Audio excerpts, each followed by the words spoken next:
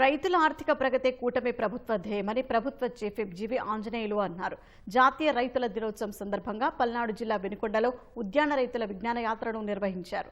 పల్నాడు జిల్లాను హార్టికల్చర్ హబ్గా తీర్చిదిద్దుతామని అన్నారు.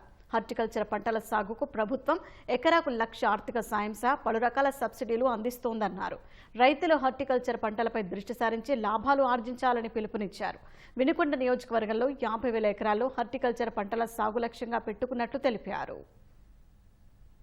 ముఖ్యమంత్రి చంద్రబాబు గారు తీసుకున్నటువంటి ఒక మహాయజ్ఞం ఆంధ్రప్రదేశ్ని హార్టికల్చర్ హబ్గా తీర్చిదిద్దాలి.